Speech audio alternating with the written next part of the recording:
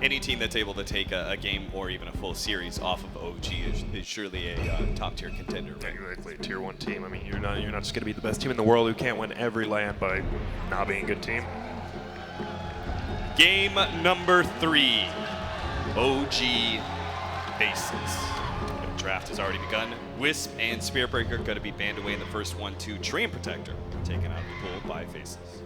Yep, with Spearbreaker, all 3 games, they just don't want to deal with that, especially a Spearbreaker. That is the SCA style of play, just run at you, get in your face, and do your thing. Yeah, the mobility from Faceless has been something that they've played very well throughout this tournament. We saw, obviously, in the Clutch Gamer Series last game as well, just a lot of mobility from their 3 cores and in every lane.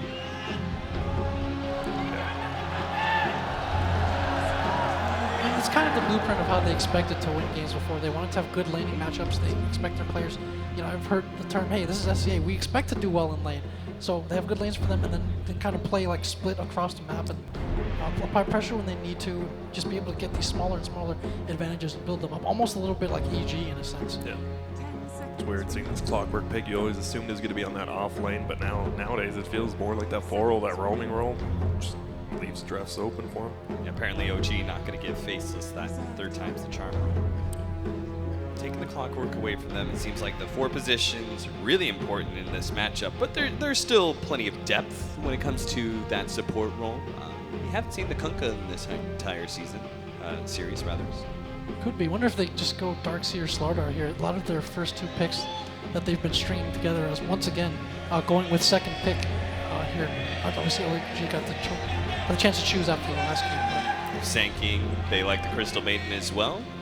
I think that coupling hero. They could.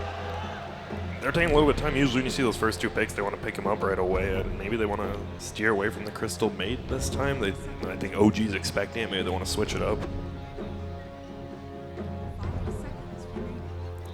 I think both teams want to focus a lot more on the mid lane. In the winning games, Anna on the Invoker was 18-0. Last game, Black in middle was 12-0.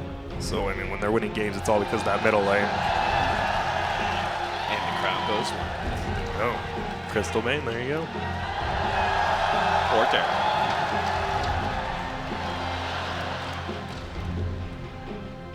So we're going to go for the Crystal Maiden Sand King combination for Faceless.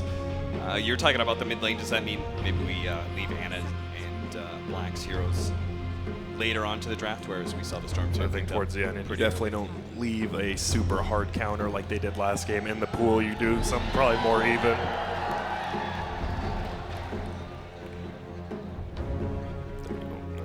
OG still has the Warlock if they want to go for it. What about the Phoenix? It's a lot of team fighting happening between these 2 teams. Where win that hero? Because after all, it's an OG staple for flying. That's something they've used a lot frequently. As mentioned, as far as supports go, they played this as well. Recently, this is a hero that has been buffed successively for quite a bit, offers that early push as well and some lane zoning. And I think Fly, other than Fly, I don't recall this hero being used too much in the last few weeks. So yeah, everybody talked about it. Everybody talked about it. Shadow Shaman hit so hard. He was already climbing in the previous patch. We saw more and more teams kind of reaching out to the Shadow Shaman sometimes as a potential pickup. But I don't know what it is, but I feel like teams are a little bit afraid of grabbing the Shadow Shaman. Like, it's just one of those heroes that can look super good and can feel super good in some of these scenarios, but when you get pressured, Shadow Shaman can frequently fall apart. Yeah, it's a problem. I mean, one of his best skills is, you just shackle. You get interrupted so easily. If you do want to send him middle, like, he falls off harder than any other core. I mean, when we used to see it. It's just a hard hero to run, and they just take it in the first phase, which is crazy. And if they expect this to be potentially an offlane Sand King in terms of being able to zone that hero, there aren't too many heroes that do this well, and I think that Shadow Shaman, with the recent buffs, is more equipped to do that or trade with him and disable him as well than other heroes. Yep, force that Sand King to maybe roam around instead of stand up there in the Sandstorm getting farm. I mean, you go in the Sandstorm, you get held for, 2.5 seconds at level 1 even, you're just going to die. Terrorblade banned down. OG hasn't picked in the first phase once, it's been second phase banned every time. Whoa, and that's actually surprising me. Faceless banning away the SF, where with the Animage ban from OG, I thought maybe they would take away the Storm Spirit. Maybe they want it for themselves. It'll be interesting to see if they pick the middle lane right out of these second bans they could, especially with these hard counters being not banned. What is it that Shadow Shaman gives you and from a drafting perspective? Because all these other heroes, we've seen them. We've seen them on the main stage. We've even seen the Sand King both from his 4 and off lane position. Why would you go Shadow Shaman? So, not just what he offers now as a laner. Obviously, attack range is short with much more right click, but as far as getting some tower push out of the support position, something that you see at a premium, say Jakiro would offer that, or a Leshrac would offer that, Shadow Shaman does in a sense as well. And then pairing him with a hero like Clockwork, from a big picture perspective, you can create terrain or areas that are very difficult to fight into. Yeah, and I think instead of something like a Warlock Arena, you have that giant cooldown on your ulti, and Shadow Shaman's wards are much lower, and you can split push with them. You don't just like, oh, I'm gonna Warlock Rock and push a tower. With Shadow Shaman, you can do that. You just throw the wards down. You can even run if you want. You can take easy towers in the 5 roll. Seems like all these teams are experimenting with heroes that assist you in being able to take down towers and even push high ground. Enchantress, we saw the Jakiro in the early days of this patch, and now reaching out to the Shadow Shaman. Faceless gonna go for a tried and true Bristleback. I like it. Picked it up a little early, obviously. Probably gonna get a Silver Edge hero eventually, but they just take it. It's one of those heroes, if you win the early game, you just go straight through. You're never going to die, especially if you have insane positioning like we saw NP have with it, where you have to attack the Bristleback. Might just lose. So Legion Commander isn't banned out this game as it was in the first one for Faceless. I wonder if OG wants to go that direction in dealing with the Bristleback. And then, of course, Shadow Shaman has presence at Roshan as well. So. Yeah, Legion Commander makes Bristleback face your way, makes you shut him down. He can't just run around crazy. It's not a terrible pick here.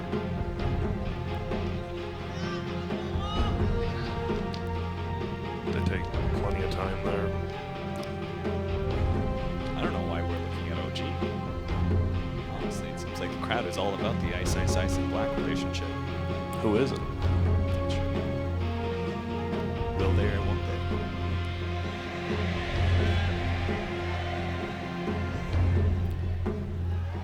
All right, we're getting down to like the bitter end of the timer here for OG. 15 seconds. Determine what their third pickup is. How do you deal with Bristleback? Just ignore him?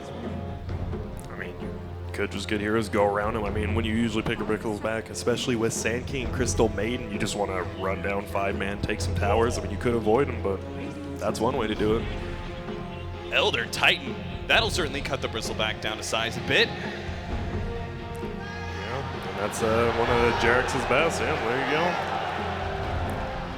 This is something that we've seen Faceless run a little bit in the offlane as well on the previous patch, getting more almost Abaddon type of items. A hero that can mix it up a little bit, but also in keeping with OG wanting to have synergy and combo between spells that they've drafted very frequently. You have multiple setups for the Elder Titans to stomp and ult, so makes sense in that perspective. Doesn't give too much away necessarily either. The cores still could be undecided for them. Yeah, and Elder Titan's super reactionary. Now you go on someone, Elder Titan just TBs in, stomps, and you set up for something where you just can run away. It's a good reset hero. So you think we're looking at like an Alchemist, Naga, Arc Ward, like that type of hero that kind of forces Faceless to run at you? Yeah, I think so. And then while you're doing that, he's just split pushing your base. May not be the funnest to watch, but it's definitely the most successful playstyle. Faceless, we kind of need a building hitter, right? We've got the mid-game covered. We've got Sand King, Bristleback, Crystal Maiden to give you some nice early game groove. Need something that actually takes buildings. Yeah, I mean, something like a TA isn't too terrible versus OG's lineup right now, as long as you don't let that Clockwork roam on you. Yep. I wonder if something like an OD might work for them this time. It's like go for the Weaver. You have obviously being able to give mana back to the Bristleback through the aura. You have a save for some of these single target combos that OG can execute. It's looking like Faceless does probably want that OD. More than likely going to get banned out though by OG if they are afraid of that. Still, I mean, Elder Titan is a decent counter with his aura against that Bristleback, but you definitely still need someone who can actually put out insane amounts of damage to do that. OG have been running this quite a bit. The safe lane, Faceless Void.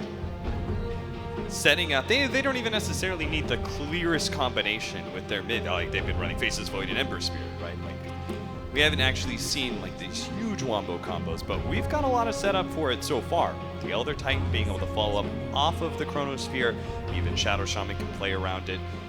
This is certainly going to be a tough 5-man lineup for Faceless to crack. Yeah, I think OG is definitely looking at Invoker, easy Sunstrike setups. I mean, just extremely good with Shadow Shaman Faceless when they just ban it out. They do feel like that they've got those options, right? Yeah. If the Invoker gets banned, then we can get the OD. I definitely think, I don't think Ember Spirit's probably the play for OG. I think they actually do need like a ranged building hit or something like a, maybe, not Shadow Fiend, maybe like a TA or something. I like the synergy of the OG lineup. Also, Faceless Void isn't the easiest to kill against some of these more sustained rather than bursty heroes. Feels like they could have an issue bringing him down. And also with the time dilation up against, say, the Bristleback who wants to be spamming his spells constantly. In the front line, having dilation could be a big deal and stopping him basically from casting spells for a little bit in the fight. Same potentially with the Weaver, who wants to depend on the Chaguchi to move around and escape. So I like that Void pickup, and I like the synergy of the OG draft so far. OD actually looks pretty good for both teams right now. They OG can just take Mirana. Mirana, that is much more of an early game focused here than I expected. Faceless, meanwhile, well, you're going to have to be a pretty good analyst to figure this one out. What exactly are we looking at here? Is it safe lane Weaver, mid Bristleback? Is the Weaver going to be support this time around? Is Sand King the support? It's looking like Weaver's probably going to be in the safe lane again. Bristleback going to be running possibly in like an aggro tri-lane. We see a lot of that actually with the Bristlebacks now. They could just send him middle. I mean, it's Mirana versus Bristleback isn't that bad with the poor man shield starting. I think you can run a strong lane with the Faceless lineup, and I think you might want to move the Weaver to support this time. I think the Weaver Axe has a lot of value against all of this setup and single target and synergy from OG being to be able to save a big core, especially if you value that Bristleback. So maybe support, maybe a Chaps Weaver this time. So mid-hero faced up against Void, Mirana. They have been surprising us all day though, so. I just think Weaver support here is going to have a real hard time finding levels, especially against that Shadow Shaman, Elder Titan. He's just going to be following him around. They're not going to be able to do anything. Naga Siren, Faceless. They pull it out against OG. Wow. Hey, what better way to stop the wombo combo from Faceless Void than a Song of Siren to sweep on in and put a halt to everything. But is this mid Naga Siren? Is Black going to be playing it? Are they switching things around on us? Support Naga Siren? I feel like you've actually got like 3 or 4 different heroes that all can occupy 2 different spaces. I think Black is the Naga player even when he's playing carry, so he'll probably just take it middle more than likely. All right, well, I hope you're right. They've taken it away from us. Jack? I think this is going to be a much more tightly contested game, and again, another very interesting draft from Faceless. So can't wait to see how this one goes. Oh, whoa. You didn't actually give me a prediction one way or the other, Jack. All right, I'm going to go with Faceless here. Grant? I'm going to go with OD. I just think with the Elder Titan, they have so much. They can just do anything they want besides that Naga. If they somehow pick up that Naga, the rest of the team's just going to crumble behind them. All right, Jack, I didn't let you cop out, but I'm going to cop out. Our analysts are going to be 1-to-1, so I'll pass it off to Toby 1 and Merlini. Well, this obviously means the deciding vote lies with us. Merlini. I don't know. I haven't seen Naga Siren so much recently. She hasn't fared so well, and OG actually lost with her early in this tournament. I still got to go with Faceless here, though. It's funny because I'm sitting on the same bench. I think Faces actually have a nice way to reset the fight. The off lane, I think Ice is going to have a great time with the Bristleback, a hero who has been performing really, really well throughout this entire tournament. It's hard to go against it. At the same time, the points of the panel are right. ET picked up great synergy when it comes to the Faceless Void and everything else that OG have. So this is going to be a real tight contest, game number 3. And the loser of this, they don't go home. They stick around and keep watching the terrific Dota. The winner moves forward to play in our next elimination game and our last one for the day. Cannot wait for both the next series as well as this game to unravel. So in terms of the hero to player combinations, we will see Black taking up the mid Naga Siren.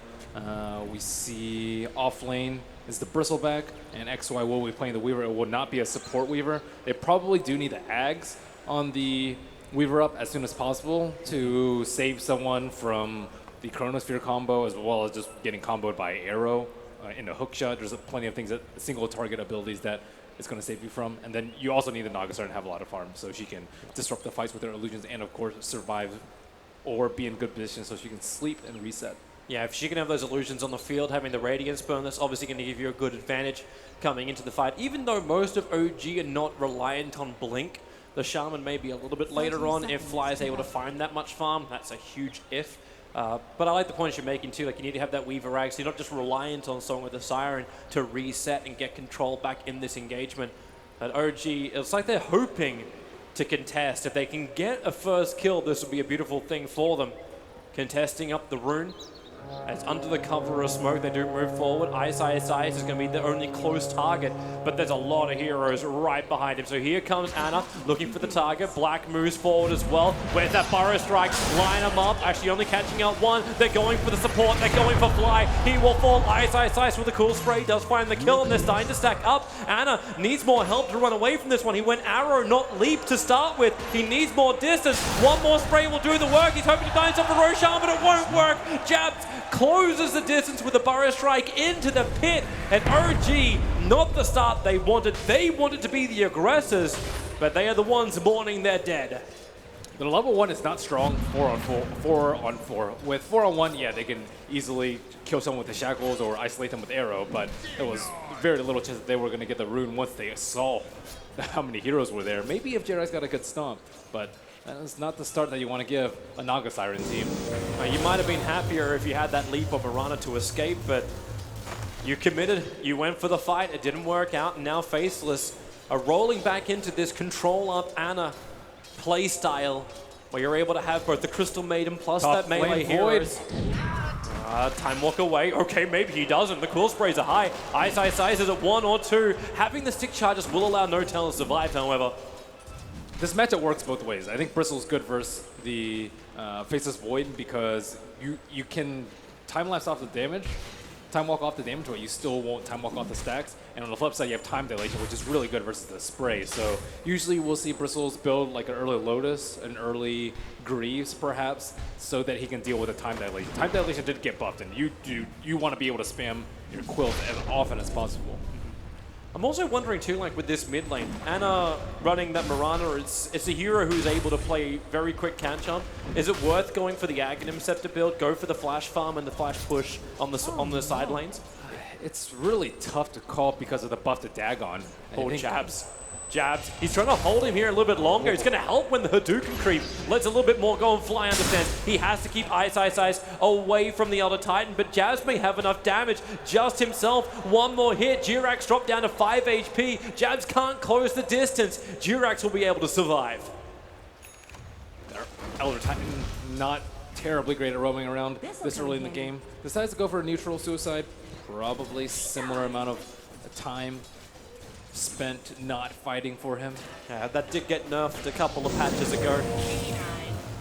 That's why I'm a little bit surprised we haven't seen Pudge as often as we have, because if you stealth rots, you still respawn very, very quickly. But I guess now it's back to first ban. Well, especially against these teams. Flying, going to try and hold Ice in position. He's happy with this. He's still got a couple of stick charges himself. Jirax will arrive, and that's enough to dissuade Ice from continuing on Fly. Actually, Fly still here. There goes your shackles. One more spray will probably do the work. He's got the charges already used. Can't get the salve off in time. Hit with the bottle opener of Jirax. Very surprised he went for a 1-0-2 build on the Faceless Void. 1 point in time dilation, I think, would have been much simpler in killing this bristleback, so he can't just stack up the sprays. The thing lasts a really long time. We still have to remember that OG are committing so many heroes to try and deal with this offlaner. Yeah. Like everything you possibly can. The only support he really needs is a little bit of rotation coming in from Jabs, and then Ice can just posture, and OG can only do this every now and then. They can't keep this pressure up. And Crystal Maiden is free farm. We haven't seen her at all, and that's the dream for her. She can just get aura off of her team, and she's a double camping too. Yeah, she's messing with the waves. So S4 at least can come in and try and contest some of this, but this disrupts his lane. So you got an undisrupted lane. You got a Bristleback farming heavily on the off lane. Clockwork still managed to find 18 for 8, so S4's actually done a lot of work in this off lane. So maybe it's not as bad as you may think. His early rotation is going to come very early. Yeah, as for your earlier question on the build for Ana, I've seen a lot more like Dragon Lances into Maelstrom, like a more right-click build, especially with the buff up to Leap. But I think that build probably fares better versus clearing out illusions in the late game. Then again, though, with the Dagon change to instantly killing illusions, I'm not Jabs. sure. Able to get the Burrow Strike off. Where's that time walk? He needs a little bit more time. Granted. My face is looking very tired having a nap on the top lane. They did go for the 1 point in dilation. I think it helps a lot versus all their heroes. And Faceless Void, he is not picked commonly versus Root, too. Not being able to time walk out of that is very detrimental to his laning phase. Looks like Jirax is trying to make some kind of play onto Black. Looping around, okay, well this is easier for Ice. One more hit, the shackles from Fly. I think he just gave up his own life to do this, or did he? That ether shock damage is just so high. Back to the middle lane, you got a rotation coming in around the back as Jabs looking for Ana. Able to hit the Burrow Strike, Leap is available, Frostbite holds him there and he can't break free. So Ana will fall, a 1-for-1 trade-off. Ana is the highest CSer on the board at the moment, even if that is not reflected in the net worth. Currently that title belongs to the Naga Siren. Naga Siren going for a bootsless build. They're very heavy on the mana and regeneration despite having a Crystal Maiden on the team, but he is going to be out of control. He can just constantly farm 3-0-3 build, all out on the farm. Doesn't need the sleep. The sleep setup is pretty terrible for the side of Faceless. Theoretically, I suppose you can set up for Epicenter, but it is nowhere close to the level 1 combo that we usually see with the Naga. That's a really good scan from the Dire that just pinged off. S4 understood he was being flanked. It was the smoke from Jabs and Nuts looking for their target. They have found S4. He's got no quick way out of this one. So support, it needs to TP in. It needs to come fast, or does he just fight it out with the shackles? You hold Jabs in position. The ET Storm able to catch the Crystal Maiden. Nuts in the tree line. Spirit giving that vision. Not to mention the amplification. Nuts has to frost and try and hide. Juking around the trees. More space. Fly gets one attack in. One more punch should do it. Nuts back under the tower, but Jirax able to reach him before the tower takes the kill. They get rid of the Observer Ward. And OG bring in the numbers while up on top lane. No tail. Having to run away from Ice. Realizing no more support there means it's an Ice lane. What a perfect play from S4 with the cogs. They couldn't do anything. Okay, that's big. Okay. They can find him. They will. Clockwork will fall. Yeah, on the bottom lane, the TPN for the Shaman, I don't know who used that scan, but it went a long way in securing S4's early game. But Black still uncontested in farm. Marana is just, I would say, mediocre at invading the jungle and like stopping the They're coming mid again. Burrow Strike out, having the Triangle Boots, gave him the speed. Nuts, there's Sharoot again. He has Leap available, +7 1 charges, but with the Weaver bugged on him, XY arriving at the right time. Ana will fall, and all of the damage is time-lapsed out by XY. A good pick by Faceless once again in this mid, keeping Ana shut down. Bringing the exact right amount of people without the early movement from the Weaver. He didn't really do that much last game, but this game I think he's going a long way into securing the early game, just buying enough time. He needs to be a lot more active this game to create space. Jabs wants to kill. Burrow Strike onto Fly. XY's going to arrive as well. The hook shot, perfect. Fly tries to turn it around. Can they get the laps off in time? They cannot. So Weaver will fall, and OG, not certain if they were playing the bait game with the Shadow Shaman, but it works out for them nonetheless. As Ice, Chronosphere has to be committed, at least now they can hit the face. They found it with the arrow from Ana. Ice will fall on the top lane. Good picks on both of the big cores of Faceless. A perfect lockdown from the side of OG. I don't think that the Weaver expected the second point in the shackle from the Shadow Shaman. He went for a 2-1-2 build, and that little bit of extra disable prevented him from casting time-lapse. It's the important thing, Shaman is the primary lockdown against that Weaver. Still on the net worth graph. Naga Siren slowly creeping up. Just silent farming in the jungle. And OG, it has to be a pressing matter for them. Yes, they are getting kills on other cores, but when those Radiance Illusions start coming out, there's only one easy way to kill them. That's the Voodoo on the Shaman. Aside from that, all their other cores have huge issues trying to kill those. I wonder with the buffs to Ether Shock if Fly actually has an easier way to get rid of those illusions. Because this is the levels which he's actually reaching earlier, so the gold might be swinging the way of Faceless just by 327, a lot of it with the Naga, but the experience, the amount of experience gained in just the last couple of fights is already pushing OG closer towards that 2k lead on it, and has given Shadow Shaman his very early Mass Serpent Wards, so they can start pushing down towers, they can have the bonus damage in the fights, and they can have that longer control coming out from Fly. XY in a very precarious position. He is an extremely difficult hero to kill, though. They need to hold him in position to just time-lapse out quickly. No, the arrow! It connected. He got inside of Shikuchi, but with the sentry ward down, he just has to stand and take it. Which he could not. That was a bug. Does not look like his camera was in the right position to elude that gank. He didn't see anything coming from the left side. Instead, trying to kill the cogs and move out to the right. And there will be the smoke into the push on the safe lane tower. One of the huge benefits of Shadow Shaman. The mass serpent wards, and because Jirax can keep the creep wave back, they've got all the damage just sticking around, and there is nothing Faceless can do about this. Even if you want to bring down your biggest hero, which would be Ice Ice Ice, he has the Vanguard down now, but it's still not going to be enough to stop this push from OG. And in the meanwhile, we do have No Tail farm at the top lane. He is going for a Battle Fury. And that is, you don't see that often at all. The Farm Void? Yeah, the Farm Void. Occasionally you see what Maelstrom, I suppose, is the alternative farming item. Oh, he really wants to get this farm. Jab and Nuts are trying to actually steal what belongs to Mirana, what belongs to OG. With the Sandstorm, they may just have enough. Oh my god, how did they find the stack? How did OG just leave this be? And they leave the Observer Ward behind. OG are on the hunt. They want to find kills. They're hunting XY. They're trying to restrict the farm of Black, but the amount of levels you just picked up for Jabs and Nuts by taking that huge stack is, well, a lot. I don't have a number. And I was like, 5 stack, I think? It looked like it. 5 or 4. Yeah. Maybe saving that up for No Tail with this Battle Fury, but that's not going to come for quite some time. Yeah. Might have been also another way where you could get it with Elder Titan and Shadow Shaman. It could be for them. Hook shot hits nicely. It's on the Jabs. The Cogs trying to hold him there. The Pyro Strike's already been committed. He's still trapped inside the Cogs. Support will arrive. It's going to be Ice Ice Ice trying to push OG back off this mid tier 1 tower. Start the stacks. Slow down Fly. Keep the cool spray going. That tier 1 tower is not too healthy. It looks like OG will be backing up to trigger the shrine. This is right underneath that observer ward. So while Faceless took the stack, they also left Vision behind. Just waiting for that Serpent Ward cooldown is already back up in case they want to move in to that T1 area. Elder Titan aura, not particularly good, especially with the way that Bristleback is itemizing. He's going for Vanguard right now.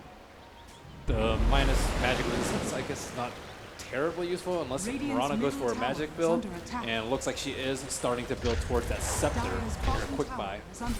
S4 would love to jump in. Unfortunately, he doesn't have his ulti yet. It's still on cooldown for another 10 seconds. They're not forced to use the Shaman Wards for this tower, though. Now Black has much less area to farm. They can just sweep the top, drop towers on that, and just keep the train rolling. It's exactly where they do go. Flies the man, the TP's in, able to get the Hex. Got the Shackles to follow up. The 2 points going to hold him there for a while. Now that hookshot is off cooldown. So S4 jumps in, traps himself in with Ice Ice Ice. They need more damage here before Ice Ice Ice starts to kill him. The mana burn is nice. There was a couple of one-shots. Now he's got the man to TP out. Faceless Void, No Tail! The Chrono! It doesn't hit the target. Ice Ice Ice begins his TP and will be successful. Wow, that's some space creation right there. That death just leads to the death of his T1 tower, but with that escape, that should buy enough time for Nagasiren to get her Radiance. She's still a bit away, despite not having any heroes really come towards her at all. Still, now Ice's Ice is just at the forefront. They can't kill him. They need to kill him to take this tower down. Yep. But he's standing as a sentinel right in front. But when Fly's got no line to stand in the front lines, because he went for the Arcane Boots as opposed to Tranquils, which is understandable as well, he just doesn't have the regeneration to work with to stay on the front lines. Yeah, it's a tough life for a Shaman. Yeah, it is. Maybe a little bit tougher for the Crystal Maiden, but then again, there's money coming in for the CM. She may be still shy of level 6, the only hero who hasn't hit that yet. But her sacrifice is so the Naga is able to have more space, more farm. And because this pressure is applied on top, what was slowing down Black was the fact that OG was invading the Radiant jungle, and he just didn't want to die. He made sure that there was no deaths to his name. He's still 1-0-2 on this Naga. Yeah, I also think he got rid of his raindrops earlier. So that Anna, the Shackles, came underneath the Sentry Ward. He's just on the edge. The time-lapse from XY will work. The Hex won't hold. The arrow will also miss its target. So away to safety, XY is out.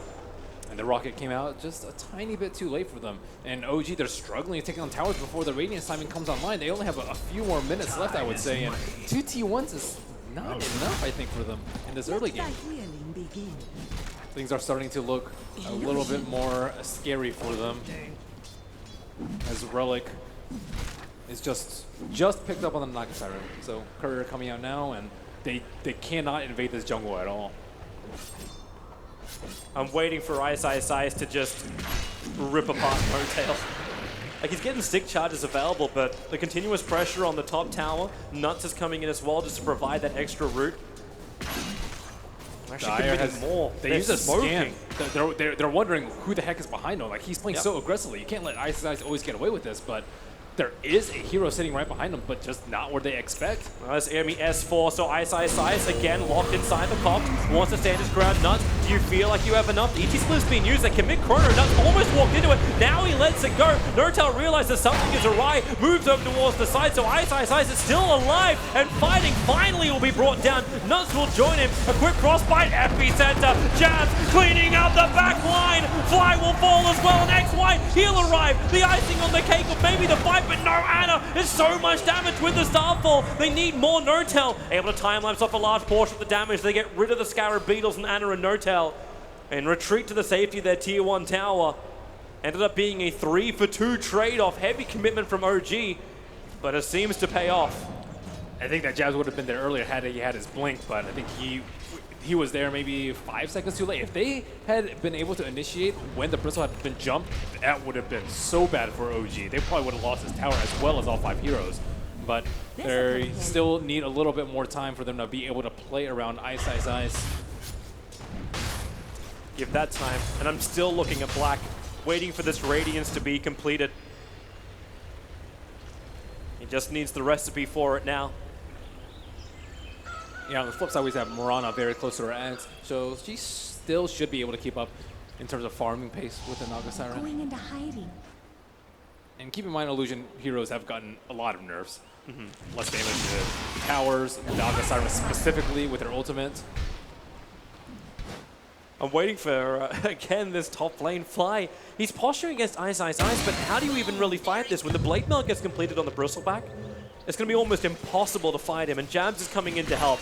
So is Jirax, however. So Ice is now about to be tested. The Shackles to start, the Mass Serpent Wards. You hold him in position. The Splitter as well. Everything you've got. Ice tries to be a man. Jabs the Burrow Strike. Connect on 3. The Bristleback will fall down and Jabs gets caught. But in comes XY. The hook shot. Buying time. The arrow flies through. Splits between the 2 heroes. But it won't matter when you already found that 1 kill. Jirax starts to stomp. He'll die before he completes it, however. That creep has mad packs, dude. It sees everything. That just made it so easy for him to attack before the stomp came off.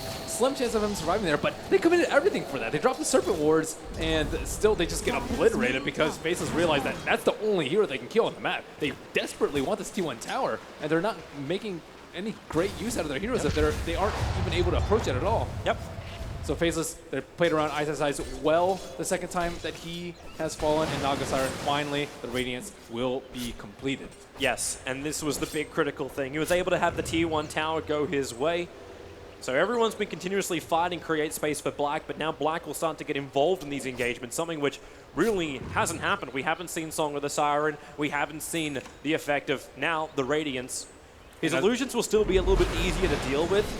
If he trickles them in, though, there's not that many good ways for them to deal with it. Like Elder Titan, I think Clockwork, very slow and steady damage. Faceless Void, also slow and steady. It's just Mirana, Double Starfall, and maybe either Shock and Voodoo, but that's a lot of mana to expend just to kill Illusions when you have this Bristleback who is just a huge force to reckon with. He does so much damage that like it almost gives you that feeling of the old school days, like when you had like the Jakira and Bristleback in the same teams, and just like the big ass pushes that happen on 2 different fronts. The Bristle solo is able to take towers when he's just left alone, and that's what's happened now. And maybe also OG understanding the fact that Faceless, they want to fight, and they will get the fight. Ana, can he live? The Moonlight Shadow still had the Beagles on him. So XY is the man to end the killing spree. Just shy of 400 gold for it, and the Moonlight Shadow being burned by OG. They just go for the trade-off. Mass Serpent Ward trigger on the bottom lane, and to push the Tier 2 tower. But looks like Ice is very happy for this. Like, he's only hitting at just shy of 300 each with his physical damage, and he's keeping up with OG's pressure. This is a 3-on-1 for a split push battle. That's why trying to hide and make his position not revealed. Here they're coming, Jirac. Hook shot up, able to connect. Ice, locked inside the cogs. Nuts, how much do you want to do on this one? You do actually get the Nova, but Nuts lets it go just on the edge. They do bring down Ice once more, but XY into the back lines, chasing Jirac back behind the tower. The shackles will hold him there, but the Burrow Strike arrives from Jabs, freeing from the shackles. XY gets a double kill. He'll time lapse off the damage. Shikuchi, 1 second away. Does he get locked? Does he get controlled? The Starfall, it connects, but on 17 HP, he's got 12 one charges. Will trigger them now as well as his bottle charges. The Urn will connect, but it isn't enough damage to kill him off. So he'll use Shikuchi for the movement speed. He might be worried about the rocket from S4. It is level 4, and XY playing very elusive. They may want to also go again up on the top lane. Nuts found, actually blocks the arrow. There was only a 1 second stun from Ana, but it saves the SK, allowing Jabs to blink up and TP away to safety. And that positioning, though, by Nuts right outside the edge of the chronosphere. It looks so many times like Nuts has been on the chronosphere. Even that fight which happened next to the side shop on the top lane, that was good too. Hook shot, S4 had to commit that one. Burrow Strike away, however, and S4 well committed. Arrow, it was close to miss uphill. S4's living, they get the bug off him. He's gone back in again. SK wanted it, but S4 will survive. The stronger S. Nice hex timing, too, by Fly. He was very quick with that. They wasn't able to get that one right click in. Potentially Caustic would have finished him off. Bristleback, very slow on his blade mail timing. I He's love just blade mail finishing on it now. Bristleback. He's finishing it right now. Yeah, you can't focus it during, and it just lets you apply another like stack and a half of the quill spray. I'm wondering too where he goes for his next item, because split push seems to be taken care of. Do you just start to build up armor? Do you look for the... I say you look for the AC, but he's going to finish up the full pipe by the looks of it in his quick buy. I would still say he needs to survive the chronosphere because he's been just has had everything in the kitchen sink thrown at him in his fights, and still he's not surviving despite building full defense. Well, there goes the chronosphere. We'll see if he'll survive this one. Underneath the tower has the extra armor. The spirit is down, however. Rocket, where is that clockwork jump? The shackles are on. SK is on the way. TP supports coming in. Ice is still alive. Hexed up, almost dead. 40 HP. The wards, they don't do enough damage to kill him. Ice, the immortal. The one that Valve can never release. No-Tail still on the run as well. Quick time walk up into the tree lines, but Black is right behind him. They are going to find him in the trees and just bring him down. No-Tail actually admits his own death. Oh god, he's at that critical point where they can't kill him despite throwing Hook everything. shot. I don't know if that was the timing intended. they kill off the creeps so the BTs of Naga cannot complete. But they may have wanted to kill off Black when he came to the mid lane. Would be a cruel twist of fate if OG got eliminated early in the tournament just by Naga Siren. And This close to TI, let's not give them reminders of what happened at TI6. And they haven't been able to use the sleep. Like, imagine if the same fight happens on the left side, but there is the Naga Siren to interrupt the combo onto the Bristleback. He's able to heal up a little bit, and then they go back in with the setup with the Epicenter, and then that would just be devastating for them. And with OG, most of their ultimates down in the fight, No-Tail in the grave. With the Goo, it's easy to kill the Roshan. And OG, maybe perhaps the right-click build on the Marauder would have been better, because then you can actually build a Silver Edge to deal with the Bristleback, because I think Ice has been great with his positioning in that he does have his back face towards OG when he is Chronosphere, when he is Cog, when he is Slipped, Hex, Shackled, everything. But Ana's been so far behind, having like that double Starfall in order to clean out a wave and then keep pushing out. It makes sense. Fly, trouble for him. Nasal Goo is out, and all gunked up. Shadow Shaman's going to be run through by the Weaver. Except Nuts will kill secure. Supports the people that need kills as well. Yeah, he has his little extra bit of gold there. The thing about the Axe build, however, is that you already have problems killing the Bristleback, and it doesn't scale well. Like you're supposed to hit your big power spike right now when you get your Blink and your Axe. You should be able to insta-kill people, but with the Bristleback in the game, there's no way you kill him with a double Starfall. You at least stop the waves. And maybe that's the other thing we have to start looking towards. We're talking about OG in the previous games of this series having really strong high ground defense, especially in game 1. You got Chrono, you got ET Stomp, you got potential for double Starfall. powerful, creep waves will go down, and then you've got the mass open wards. You've got a lot of control, you've got a lot of magical burst damage, which could potentially pick off less people now the pipe is done, but you've got good clearance. OG can keep their high ground. That may not be enough to win this game, but it might drag it out. Anna, Leap, has to actually be S4's 4-staff used to get him out, but that's a lot of nasal goo on him. That's a lot of slow. In comes Nortel, commits the Chronosphere, but Mirana is dying. The bug is slowly killing him off. 16 HP, tries to blink away, but the epicenter, locked on top by Jabs. There's still a 2-for-1 trade-off as the Weaver has fallen under the Mass Serpent Ward. Maybe OG are capable of fighting, but Faceless Void losing too much life. Rooted needs a time walk, but he just can't do it. Locked and controlled. Another Clockwork rocket up. Hookshot is available here from S4. But the fight is over. Ice is still just too damn strong. He's shaping up to be that unstoppable force that nobody can touch. Double Starfall did like, I don't know, 250 damage to him at the start of the fight, and they have no chance of killing him, let alone 2 times. Yeah, it's difficult for now. OG need a later mid-game plan. And Bristleback's been buffed enough to the point where he can build straight defensive items and still output tons of damage. And he is very, very scary. Like, I think even just one of Bristle or one of Naga Siren would be, OG would have their hands full with that. Yep. But the Naga Siren's having a great old time. This continues to happen. Illusions keep getting sent out. There'll be more and more once the Mana Style is completed from Black. It's a little bit of a different build. I thought we might see more Octarines. We see Octarine before Manta Style on Naga Siren a lot because of the mana. They're coming to fight again. With Crystal Maiden, maybe so not. XY is looking for the opportunity. S4 is the man who is that opportunity. Blink forward, Fire Strike, hold him in position. Nasal Goo begins, 4-star up the hill, but they're reading it. Jabs. Fire Strike still on cooldown for the moment, but they've slowed down S4. The cogs create a little bit of space. The illusions from Black actually tanking the Mirana arrow, allowing allowing Clockwork to finally go down to the illusion Riptide of Black. Nortel is on the run. He has the Chronosphere, but does not want to use this defensively. Instead, they're looking for the kill on the Crystal Maiden. Arrow from Anna, able to connect. A quick leap away, back into safety. Now Nortel thought about the Chronosphere for a second. The Spirit was there to help out, but Fire Strike onto Anna. Has no leap, has 17 one charges. Will use them now on the Chronosphere. It caught Black with the slam. They're still inside the Chronosphere. Black, Song of the Siren. He'll be cancelled instantly. Ice. He wants the kill. The damage on Anna isn't enough. The Stomp from Jirax. So much space created. The arrow will connect as well. Bristleback, stay as you are. Stay asleep and stunned. The Spirit's down too. Fly, where's that control? He's got shackles available. But in comes your epicenter! Jabs! Hits the money load! A double kill! They freed Ice.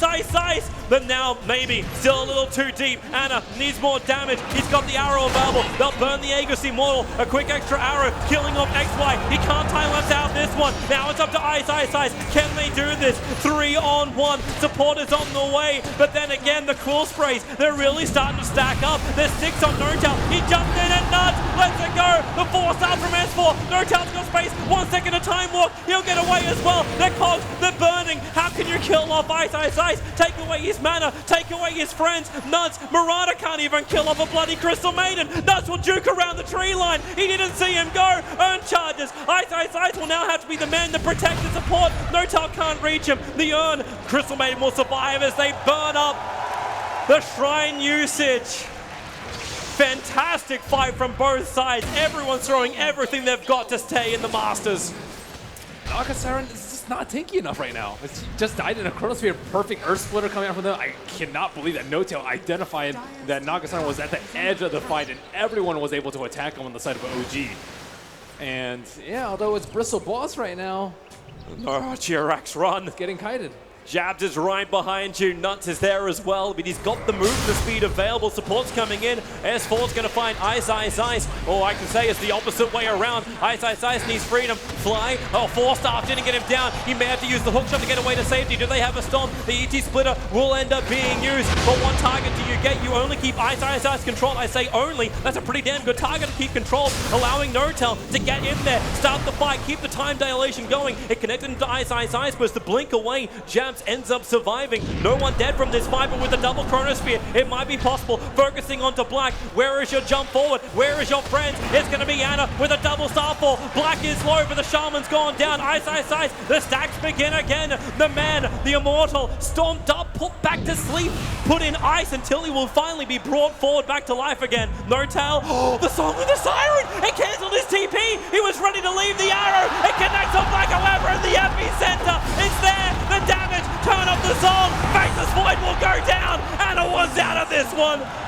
ET again has to create the space. Durax will end up surviving as OG bail out.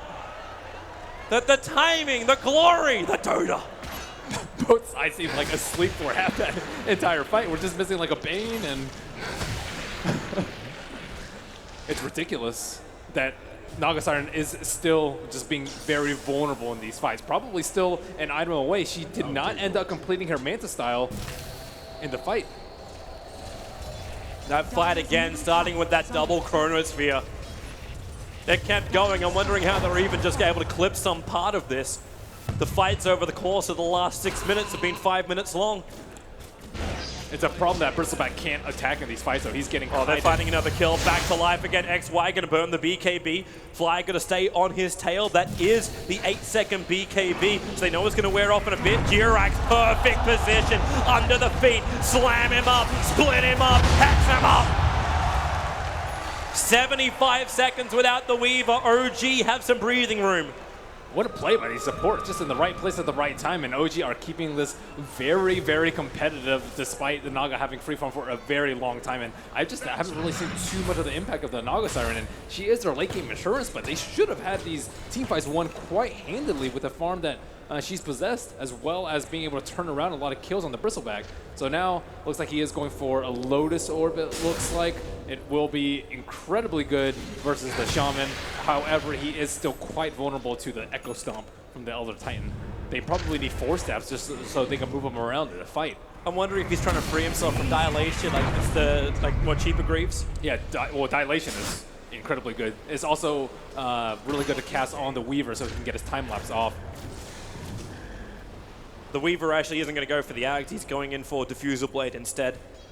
Yeah, he wants to be the secondary damage dealer. There's 2 ways you can play it. You can enable your Bristle to do a lot of damage and get Forces, Lotuses, BKB so that he can go around and do damage, or you can have your Weaver run around and pick off the backline as they're focused down on the Bristleback. All right, tense time for both sides. The kills might look even. The gold is really not that different. 5.5k when you got a Naga on the field, and considering how dominating Faceless have felt in the first part of this game, OG is starting to stabilize things. I think the experience graph is going to actually show us a lot more than that, where it actually almost levels out at 0. Both these teams feel like they can stand toe-to-toe. Yeah, I think Black joined the fights very early on for his team, which was good, and then he got his Radiance, and then he stopped farming at some point. As soon as he got his Yasha, he was like, oh, okay, this is the time for me to fight. We go for the fights. Didn't have they find the target, they find Nuts, the root over on the Faceless Void Fly. Just wants to get that quick pick on the back lines. And they're able to get it, so Crystal Maiden will fall. Ice. Now the next target, double Starfall. They take away a little bit of his life, but then again, a little bit was maybe 200. The epicenter is out again, but the SK having to move away. Saw the splitter, no-tell, gets the Chronosphere. They caught XY, they caught the Weaver. Now Ice is Eisen from the rest of his team. Everybody stop the fun. Hook shot down. He'll be silenced up. It was jabs on the back line that S4 was going for. Black CP successful. Ice is still close. The Hex is there. Fly. The arrow, it hits the target. They shackle him as well, so they're not chaining their stuns absolutely perfectly, but it will still be enough. 2 of the biggest heroes down with no buybacks. Jabs goes back in again. Nuts, it's time to let it go. He needs a kill. He needs S4 to die, but it won't work. Not when the stomp is there from Durax. OG, they've found 3 heroes, all without buyback. S4, even on 300 HP, still wants to stick on the front lines. They want to keep this pressure up. OG, they're licking their wounds after a victorious fight. These sleep timings from Black just are coming a few seconds too late to save the rest of Faceless. They're fighting like 2-on-5, 1-on-5 most of the time just because of their lack of teamwork right now. And they I have to play around the Bristle. It seems like Ice is trying to do everything for his team. He's doing the damage, he's taking all the spells, he's just drawing all their attention, he's pushing out the waves, he's hitting the towers. Like, he's literally doing everything. And they're just, they need some bigger plays from the other cores. The Weaver just died. Or you play around Ice and make him even bigger and better. Well, here's the bigger question. Do you fight at all? You keep going into these fights against OG, which seem to keep going OG's way. You have a Naga building in for an Octarine. Can you look to the split push? Can you accept that as your game plan right now? Theoretically, but I think if that were the game plan, they should have done it 20 minutes ago. And now at this point, after you conceded many fights, your farm is going to be way lessened because OG now have their big farming and fighting items. They have so many items on the Faceless Void right now, whose early battle fury is paying off for him. And I got my answer already. They 4-man smoke. They're looking for a fight in the mid. Anna comes forward, actually breaks a smoke on the Ice. But XY Chikuchiing up behind him, a quick leap away. They can look towards Jirax, but don't find that target. In fact, they really find absolutely nothing. It's No Tail. He's the one that finds Ice. Only man caught inside the chronosphere. XY protected by his BKB. Jabs, they had to turn the Song of the Siren off a lot. That epicenter didn't do enough damage. They keep force-upping. They want more time for No Tail. He can trigger his BKB, look for another target. Time dilation making it difficult for XY, especially when the cogs push him back down underneath the shrine. OG, they're trying to kill off XY, but the time lapse will work. Jabs created the space, and Ice moves forward. They need also the Mount Serpent wants the arrow. Weaver, he can't go anywhere. Anna connected on that one. The Sun creates more space. 2 Faceless Void will fall. 2 down for OG. Now it's them without the buybacks on their big heroes. Maybe a little bit more too. Nuts called out in the tree lines. Anna catching the freebie. Ensnare from Black, holding him in position. In comes Ice. He's getting off. My hero is the call. Able to do so. Anna will fall. A huge kill as well. Almost 660 gold for it. Perfect positioning by XY during that Chronosphere, just on the edge. No Tail tried to grab 2 of them, but after that they had little left in the tank, despite fighting on the shrine and having well-placed wards in that fight. And now you start to see OG ability to stall it up. Faceless are very well aware of this. There's no point pushing into the base, but when you have Roshan alive and Bristleback with you, you're going to take that. The Clockwork Rocket will scout this out.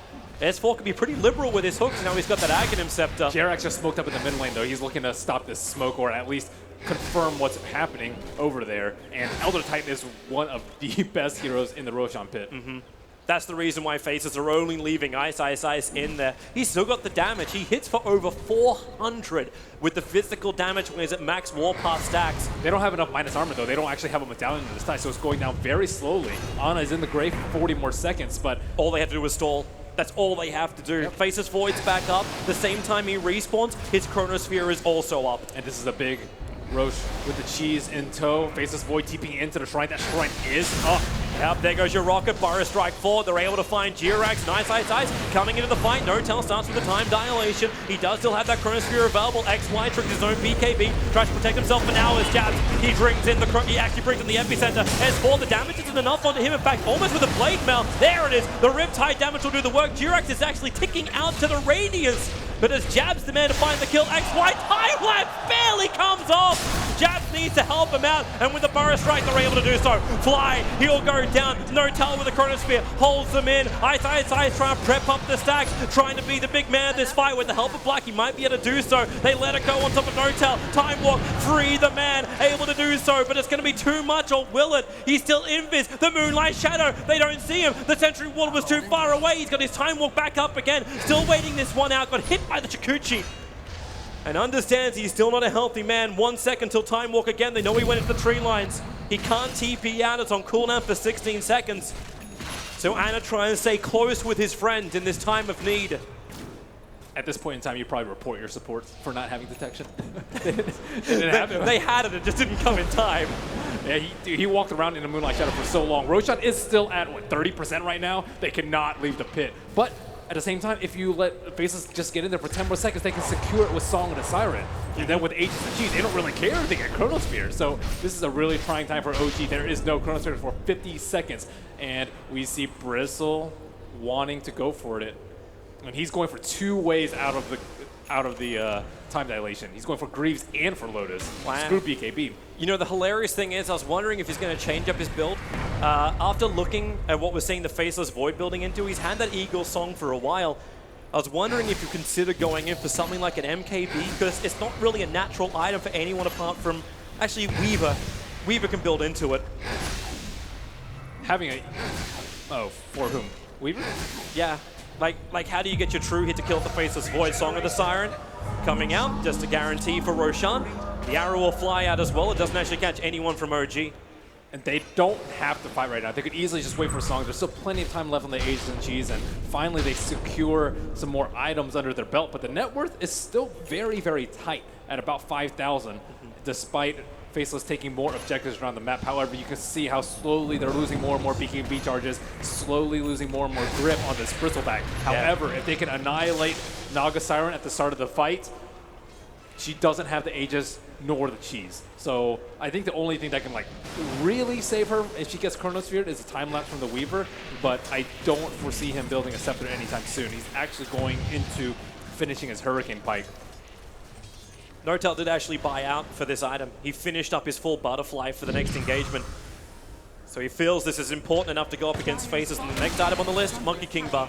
His buyback is not that important because if he doesn't kill anyone during Chronosphere, there's no point in him buying back. Time dilation isn't going to do anything versus the itemization from Team Faceless, but it's still a tight fight from OG. They still can pick off important heroes from Faceless. I thought they were going to be invincible at the start of the fight, but like Naga Siren is still very, very vulnerable. I love to the free massive gold. combos. The free gold Nortel goes for. He takes the T1 tower on the top lane while relying on the rest of his team to keep the lanes out. And you still have to remember, ET Spirit, Ether Shock, all these things we talked about. It's very difficult for Faces to keep a wave alive. Anna could just blink out, do the double starfall, leap back in again, Spirit Shock. Takes the wave out when it gets in close, if it does get in close. So Faces are always fighting with almost their bare heroes under the tier 3 towers. And they probably need... I don't even know how to kill people during a Chronosphere. I guess a lot of their damage comes from the Earth Splitter, but... You'll have the Earth Splitter, you'll have the Mjolnir effect, which can be put on top of the Faceless Void as well, so it'll be on the front lines. Little by little, there's more and more to work with. I'm just worried about like a timely sleep coming out during the Chronosphere. Then he just had to face his Void, and if he's isolated in there, there's no Lincoln Sphere coming out on him to block the net, and he could potentially just die while the rest of the team watches on in slumber. Possible. Mass Serpent wards down. In Chronosphere? You have the +4, man. You got the +4 Mass Serpent wards. Yeah, are there any talents that's going to be making a big difference? The +4 wards may be it, but then again, the +3 second shackle duration may be worth it up against the Weaver. I don't think you can sit there for that long. Bristle will kill you long before you finish shadowing. So wards it is. Yeah, I would say wards. And we do see Moran already level 25. So now it's probably time to transition into more right click. He actually went for the leap attack speed as well. So over the crazy arrows. Relatively speaking, it's not as good as it was before because they did shorten the duration on the leap. Oh, middle lane, time dilation, able to hit one of those time locks, but no tail. That's a lot of damage, and he understands. Yeah, that butterfly don't protect Jack. And I don't really foresee any other level 25s making that big of a difference here. Maybe the cast range, at least Nortel can get in and out. I think he still has damage issues. Maybe Clockwork, actually. I think Clockwork has a lot of high damage potential coming out with the battery assault and battery assault duration. It's not like they're really using BKBs to survive these fights. It's really just the Weaver who has BKB. And Bristle still has an itemized versus, so you still have all this magic control and magic damage that is going to be possible for them. Faceless is going to be a very patient game from them.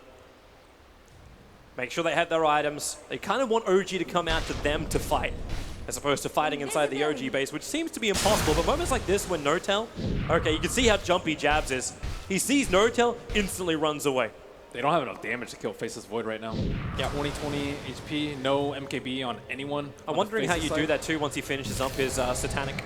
And that is his item. He's oh.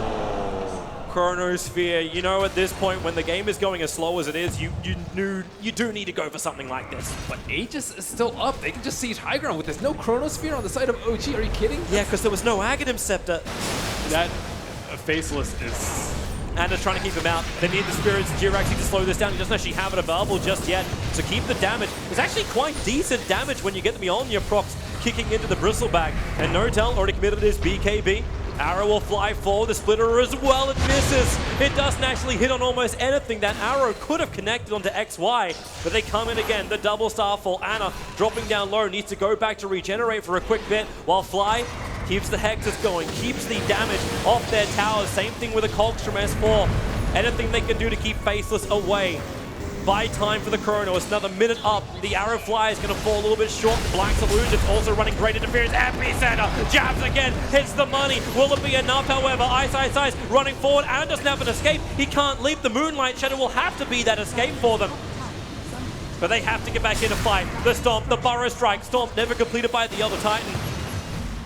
That tier 3 tower slowly chipping down. S4, he's repositioning to go for a nice hook shot in to then Cogs burn, and that's what he's done to the back lines. Cogs trying to hold him here. The buyback from the Faceless Void. Still 25 seconds until Chrono Sphere is up, but Faceless, they are retreating. They want to run out this one. Notel wants to fight. 18 seconds. Hook shot S4. It's going to miss. Remember, it's still the Aghanim Scepter upgrade, so he'll have it up in just a bit. OG, they still want to fight. S4, 4 seconds before he can go for a hook. They need just a little bit of vision. The Rocket will try and grant that. They'll see the Sandstorming escape as the Shackles onto Ice. Notel jumps in. 1 second. Chronosphere is up, but where is your target? Jabs came in to leave just as quick as he entered, but it's the back line. The double Yule Scepter up while you have the Chronosphere holding the Sand King in position. It'll also help Ana and S4. Maybe not part of the original plan, but they find the kill. SK buys back. They have the Shrine to TP into, so S4 trapped. The Blade Mail trying to protect him for the moment, but it'll wear off as well. S4, hook shot down. He doesn't survive this. 1 second to 4 stuff. It won't happen. Jab's able to find that kill. Nuts was also going to be there to put the icing on the cake with the Frost. Perfect reset by Faceless. I think Black even BOT'd back to like the top shrine or the top creep wave. He didn't BOT back to base, so in case OG wanted to keep on pressing forward, they still have to deal with the Naga Siren at this fight. And that's a second buyback coming out from them. It's been a long, extended fight from them, but OG on their last lifeline as they defend this high ground siege. Yeah, the spirits are down, hold them back. Here comes your ET Splitter, they commit. Faceless Void's in there as well. The double starfall, XY, time lapses off the damage. Now they turn off the Song of the Siren, the Burrow Strike, and Epicenter. The damage is there, Notel, time walks it off. They did lose Nuts, and now they keep fighting. Black needs to do his damage while Jirax puts them to sleep for the moment. They isolate Jabs. Ana is focusing on those supports, able to bring him down 110 seconds without buyback as Faceless Void stands his ground against Ice. The cool spray stacks. Gotta be careful when they start stacking up on you, not to mention Nasal Goo. Jirax looking for another Stomp. Cannot catch out Ice. OG is still costly. They still had to expend buybacks, but they do hold their racks. They keep Faceless from claiming the momentum of the lane. And double power runes now. DD up, Roshan up very, very soon. Faceless probably just need one more Aegis before they can actually start relaxing a little bit. The gem was taken from the it's in the hands of Jirax from Nuts. Oh, well that's one way to try and control him. The Lotus Yules. Yeah, Bristleback is still quite unstoppable. And now he's level 25 with his quill stack damage. Just tired of being ignored. Still, the Stomp, I think, from Elder Titan has disabled like that. If you had that quest, that disable hero quest, he would have had it like 20 minutes ago. It's incredible how much he's controlling these people with these fights. Like maybe at some point he can get like a axe, I suppose, if he could ever afford it. But he is going for a scepter, or sorry, a scythe, to potentially add more lockdown to killing this Weaver. And Weaver has just been escaping by the skin of his teeth. Yeah, they really do need that control. As you mentioned, like the damage isn't there, so it's up to Jirax, it's up to Fly to continue to keep this control going. The Chronosphere from Notel, he'd love to use it. The tier 2 tower's being attacked, still 18 seconds before SK's back up and running. They take the tier 2 tower. Pushing beyond this doesn't make a lot more sense, especially when if they lose this fight, Roshan could then be picked up by Faceless shortly after. He is in that potential spawn time, even though he's a minute and a bit away, or they find the courier. Nothing of value was on it. But they really want to get some level more, like more of this map control, more of some of the gold as well that comes from killing off these buildings. When you commit to Mass Serpent Wards, you know you don't want to fight the arrow. It actually hit onto Jabs. They just keep pushing him further and further away from the OG lineup. And I think Ana is going to start coming into the forefront in terms of doing damage. the net worth in between the two right clickers is like Marana versus the Weaver, but Weaver is way far behind, and his talent isn't Gets as the good. burrow strike. He found Durax. X4 just leaves him. He hook shots away and says, "Bye, son. You know, it's nice knowing you." You'll set her up and towards the end. This is actually a big loss because it's got the Gem of True Sight. Oh, wait. Yeah, it is a loss. The Frostbite is there from Nuts, so the Gem of True Sight will be lost. He almost got away there. Oh, that would have been devastating for them. So let's check out the Roshan respawn. Wow, almost maximum time. Yeah, Faceless are having to wait. We get our next major item up. The full Satanic is now completed for the Faceless Void. He did hit level 25 and has that plus 600 cast range on the Time Walk. Yeah, he's definitely needs that because he's having issues getting kited. I think the Root and the Frostbite in particular. He doesn't have Lincolns, he doesn't have Mantis Style. No way to break free unless he has BKB. But BKB is all the way down to 5 seconds time on him. So he is the prime target for all these roots and ensnares. Well, they're waiting. Right now, Nuts is a ward, sitting inside the pit. He's just watching and waiting. And eventually Ice Ice Ice will come in. Luckily, OG have something which is a little bit easier to use, which is the Clockwork Rocket. Oh, nice. So OG is actually going to be the team that discovers that Roshan's up first, but we're basically a max spawn time anyway, so both teams should be aware of it. Faceless do have their Shrine though. OG without that, it's going to be tough for them to take the fight. Especially when Faceless can easily like reset, go back to the Shrine with sleep, and then fight again. Faceless are in there. They might have 2 lives, yeah. S4 just uses Rocket on the mid lane as well, so they're not going to get that early vision. Elder Titan, Jirac is back at the tier 3 tower, so they don't have that. So it looks like OG, they're going to let Roshan go. Even Clockwork using his hook shot to try and bring down illusions. The Spirit's coming out now from Jirac, but it may be too late. Roshan's down to 3k, and the Spirit won't get there in time.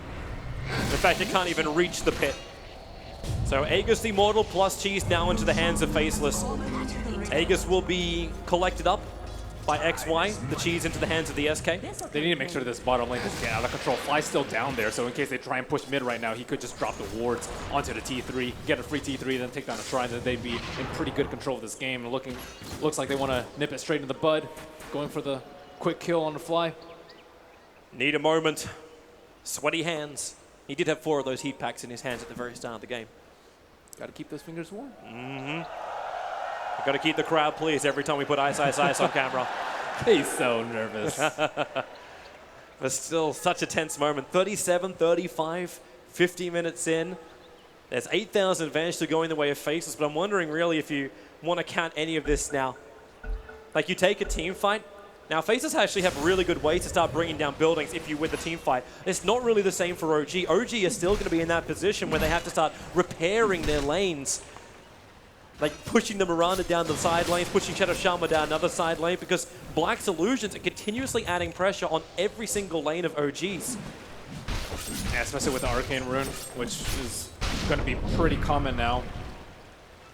There is the one upside. It's allowing them to farm the creep waves from the safety of their tier 3 towers every time it pushes.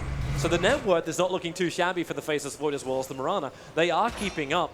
And do we actually start reaching a point as well where Black's net worth, all this money he's picking up, becomes ineffective? Like he's looking towards a Bloodthorn as his next major item, but he's practically 6-slotted. I think you could throw a Moonshard on Bristle and or Weaver, and it would still be very, very effective. Almost as good as them buying it themselves, I would say, in terms of the gold spent. But I'm not sure. They just needed one good Chronosphere, and it should be on Black because, as you mentioned, he is slot limited at this point. And buyback on Naga Siren is going to be your first step to victory for OG. Yeah. She buys back, BT's in, and all of a sudden we're playing the same song all over again.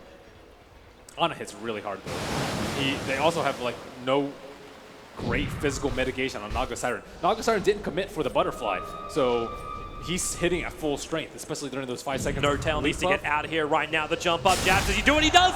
The blind burrow strike. He finds him 1 second till time walks. So No-Tail getting a little bit more distance. Still got the beetle on him, so they know exactly where he's going. Even getting mini bashed up by the Monkey King Bar. 1 more second, another time walk. BKBs, and he jumps right into Nuts. He's actually locked in the tree lines. They force up to reveal No-Tail's position in the epicenter.